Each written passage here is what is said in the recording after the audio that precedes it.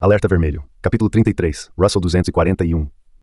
Quando voltei para Londres, reuni a equipe e relatei o que aconteceu em Washington. Eu sabia que eles precisavam de notícias boas. Nada do que havíamos feito na Rússia dera resultado. Não queria tentar animá-los artificialmente. Em vez disso, contei em detalhes minha passagem por Washington, culminando com a ideia das sanções às concessões de vistos e da carta do senador Cardin para Hillary Clinton. Bill, você está ciente do que isso significa, não está? Perguntou Ivan quando terminei. Se isso der certo, significa que teremos o governo dos Estados Unidos do nosso lado. Eu sei, Ivan, eu sei. Foi uma tremenda injeção de ânimo, especialmente para os russos da equipe. Qualquer um que já leu Chekhov, Gogol ou Dostoiévski sabe bem, como já nos havia lembrado Sergei no passado, que histórias russas não têm final feliz. Os russos conhecem bem a dificuldade, o sofrimento e o desespero, mas não o sucesso e certamente não a justiça.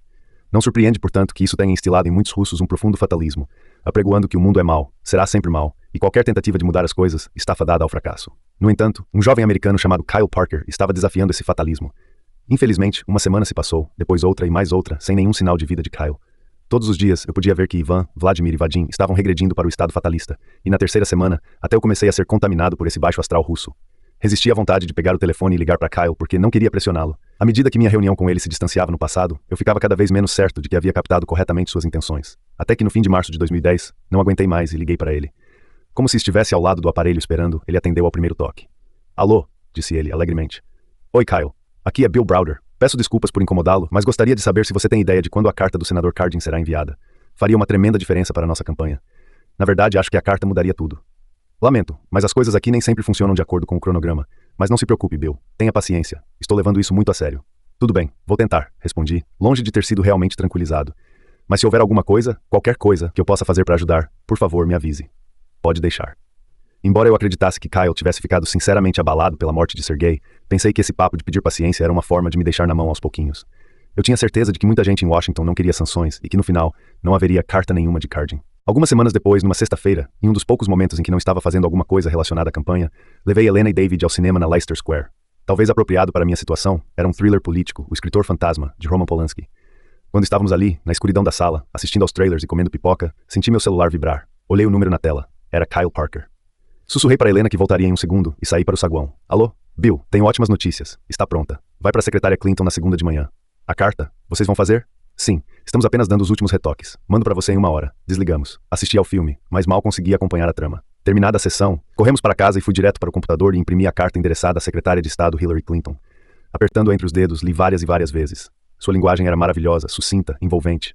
O parágrafo final dizia: exorto-o a cancelar imediatamente e retirar de modo permanente os vistos de entrada nos Estados Unidos de todos os envolvidos nesse crime, juntamente com os de seus dependentes e familiares. A medida, de alguma forma, representa uma tentativa de fazer justiça ao falecido Sr. Magnitsky e sua família, e será também uma importante mensagem para agentes públicos corruptos na Rússia e em outros países, indicando a seriedade do compromisso dos Estados Unidos com o combate à corrupção no exterior e aos males que tal prática desencadeia. Liguei no ato para Kyle. Isso é incrível. Não tenho palavras para lhe dizer como isso é importante para mim e para todo mundo que conheceu Sergei. Eu lhe disse que nós faríamos isso, Bill, e estava sendo sincero. A morte de Sergei me deixou muito triste. Farei de tudo para evitar que seu sacrifício não tenha sido em vão, disse Kyle, com a voz falhando aqui e ali. E o que vai acontecer agora? A carta vai para a secretária Clinton na segunda-feira e nós vamos postá-la no nosso site logo depois de a mandarmos. Isso é ótimo. Vamos falar na segunda então. Tenha um ótimo fim de semana. Levei quase 2 horas para pegar no sono naquela noite. Cardin ia mesmo fazer isso. Essas coisas podiam ser suspensas no último minuto. Se isso acontecesse, o que Hillary Clinton faria? O que os russos fariam? Na segunda-feira de manhã, cheguei ao escritório cedo, sentei-me à minha escrivaninha e abri o site da Comissão Helsinki dos Estados Unidos. Não havia nada, mas como Londres está 5 horas à frente de Washington, era razoável esperar que a carta só fosse publicada mais tarde. Voltei a dar uma olhada no site ao meio-dia, horário de Londres, mas ainda não havia nada. Zanzando pelo escritório, percebi que eu não era o único que estava abrindo compulsivamente o site da comissão. As telas dos computadores de Vadim, Ivan e Vladimir estavam abertas na mesma página. Porém, por mais que pressionássemos a tecla atualizar toda hora, a página não mudava. Finalmente, às 14h12, 9h12 no horário de Washington, uma nova página apareceu. Na tela diante dos meus olhos havia 2 retratos, do tipo tirado nas delegacias, um de Karpov, o outro de Kuznetsov, ao lado da carta do senador Cardin para a secretária de Estado Hillary Clinton.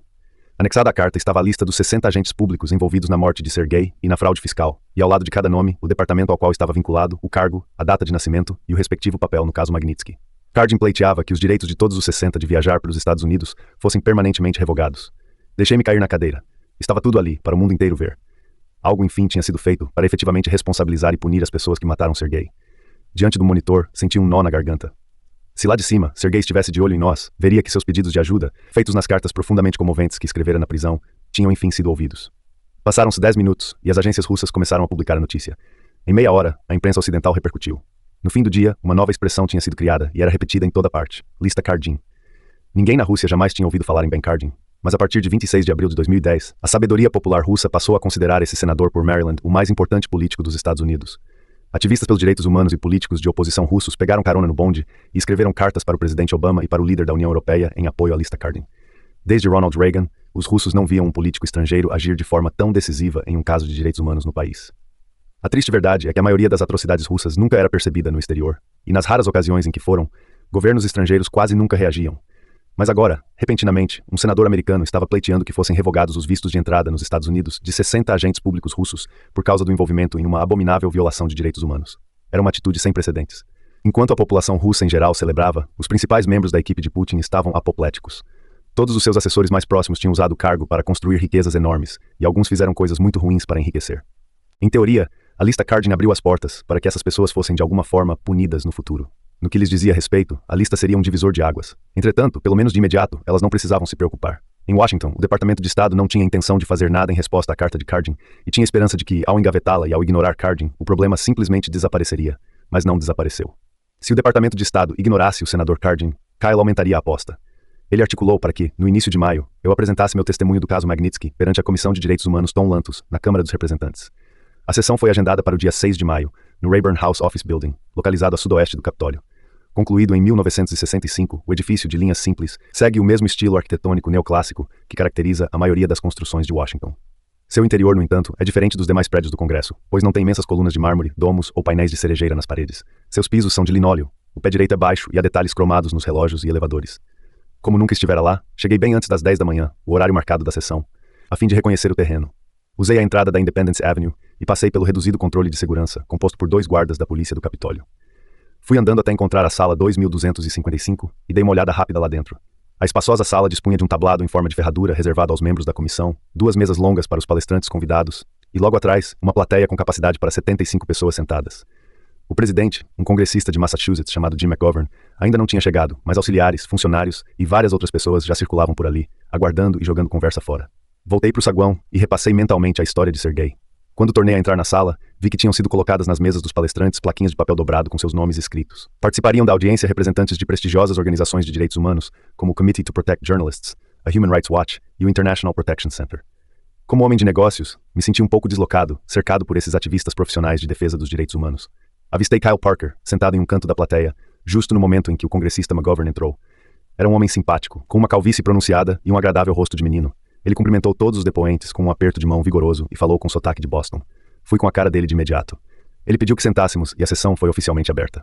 A primeira palestrante era uma defensora de jornalistas perseguidos na Rússia. Lendo um texto previamente escrito, aparentando dominar solidamente o assunto, ela citou vários fatos e números sobre assassinatos e raptos de jornalistas que ousaram revelar crimes cometidos pelo regime russo. Senti-me intimidado tanto pela extensão do seu depoimento, quanto pelo seu domínio das questões relativas às políticas públicas.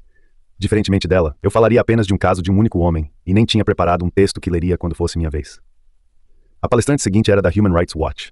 Ela repetiu muitos dos mesmos pontos da litania de abusos de direitos humanos na Rússia, documentados por sua organização, e mencionou especificamente alguns casos rumorosos, como os assassinatos de Anna Politkovskaya e Natalia Stemirova. Eu me lembrava bem dos 2 episódios e fiquei impressionado com a apresentação.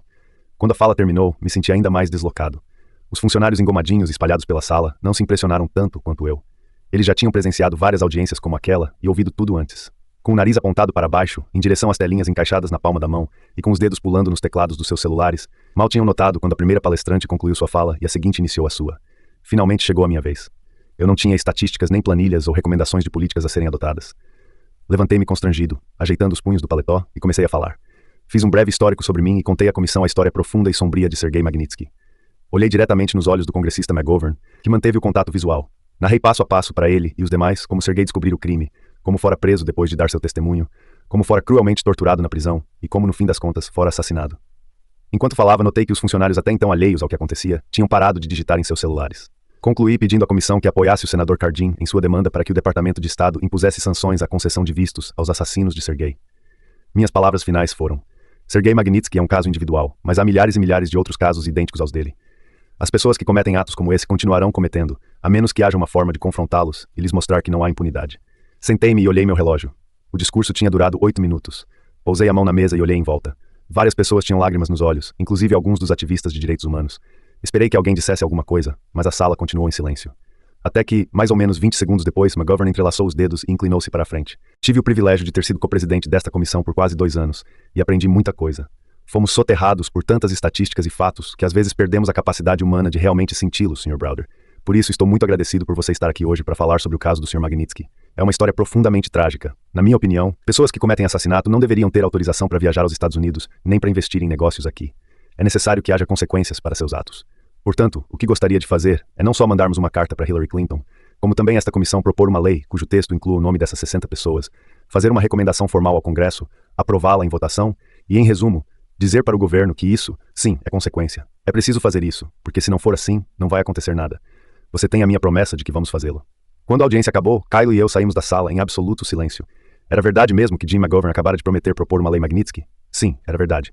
Isso superava tanto as minhas expectativas mais otimistas que eu não conseguia acreditar. No térreo, perguntei a Kyle, você acha que o senador Cardin faria a mesma coisa no Senado? Ele parou de andar e respondeu, diante do que acabou de acontecer aqui, Bill, não vejo como Cardin não o fizesse. Mais tarde, Kyle ligou para confirmar que sim, Cardin teria prazer em ser o patrocinador da lei no Senado.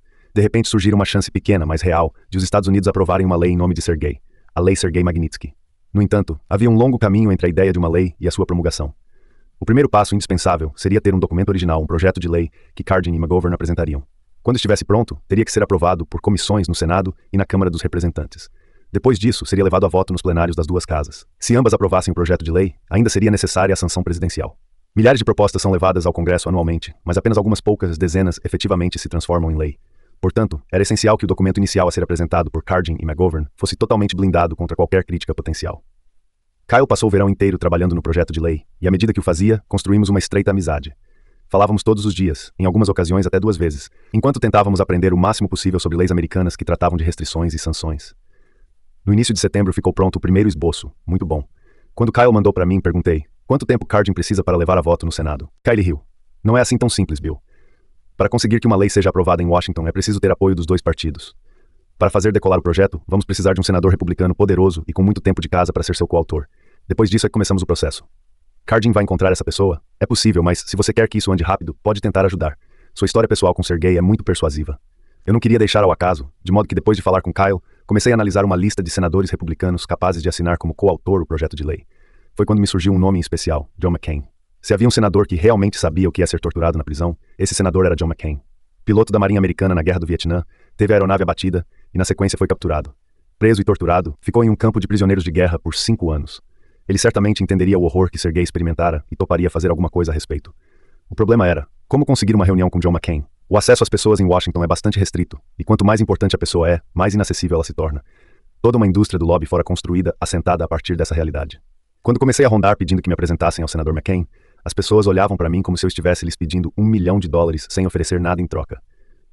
Então me lembrei que conhecia alguém que poderia me ajudar. Juliana Glover. Uma mulher alta e atraente, de cabelo ondulado castanho avermelhado, estilo impecável e jeito tranquilo. Eu a conhecera por intermédio de uma amiga em comum havia alguns anos, em Washington, pouco depois de meu visto para a Rússia ter sido revogado. Ela me convidara para um jantar, reunindo um grande grupo no Café Milano, um restaurante italiano da moda localizado em Georgetown. Trocamos cartões de visita ao final do jantar, mas só quando cheguei ao hotel e digitei seu nome no Google, percebi que estivera sentado ao lado de uma das lobistas mais influentes de Washington. Juliana tinha um currículo notável. Trabalhara como secretária de imprensa do vice-presidente Dick Cheney e depois fora a mais graduada assessora política do secretário de Justiça John Ashcroft. Quando o secretário saiu do governo para comandar seu escritório de advocacia, o Ashcroft Group, em Washington, ela o acompanhou. Seu prestígio era tão grande que em 2012, a revista Elle a elegeu uma das 10 mulheres mais influentes de Washington. Pelo visto, depois do jantar naquela noite, ela também foi para casa, procurou meu nome no Google e soube dos meus problemas crescentes com o governo russo. No dia seguinte, me ligou oferecendo-se para ajudar da maneira que fosse possível. A partir daí, ficamos amigos. Quando Sergei morreu, uma das primeiras ligações que recebi foi de Juliana e John Ashcroft, expressando seus pésames. Sabemos que você deve estar se sentindo péssimo, Bill, disse Ashcroft. Mas é importante que você saiba que não está sozinho nisso. Se pudermos fazer alguma coisa para ajudar você ou a família de Sergei, conte conosco. É só ligar. Agora eu precisava muito de ajuda. Precisava conseguir uma reunião com John McCain.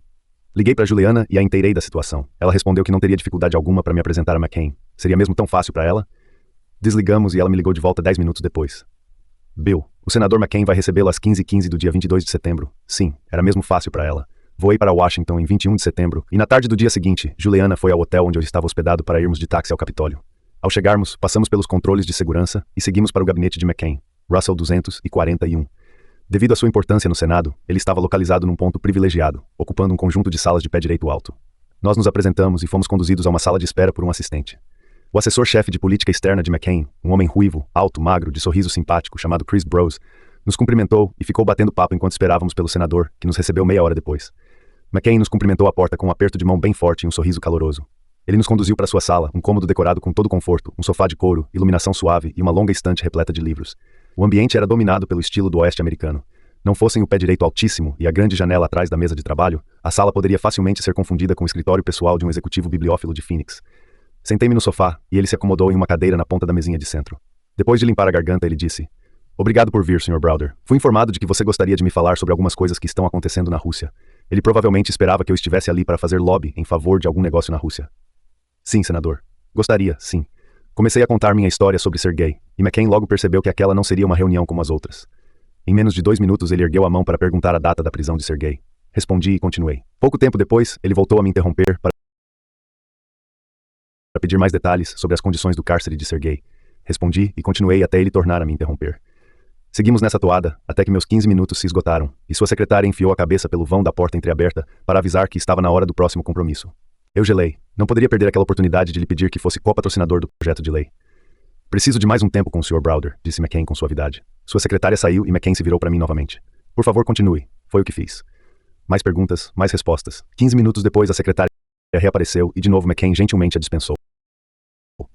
Repetimos essa sequência mais uma vez, de maneira que ao final do relato, eu já tinha passado quase 1 hora no gabinete de McCain.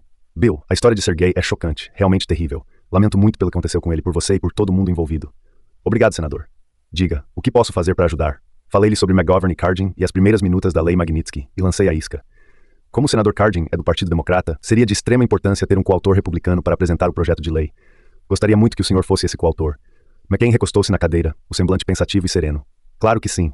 É o mínimo que posso fazer." Ele voltou-se para seu assessor, que estivera ali o tempo todo. "Chris, por favor, coordene com o senador Cardin imediatamente para garantir que serei um dos propositores desse projeto de lei." McCain então olhou para mim. "Você foi um verdadeiro amigo para Sergei. Não são muitos os que fariam o que você está fazendo."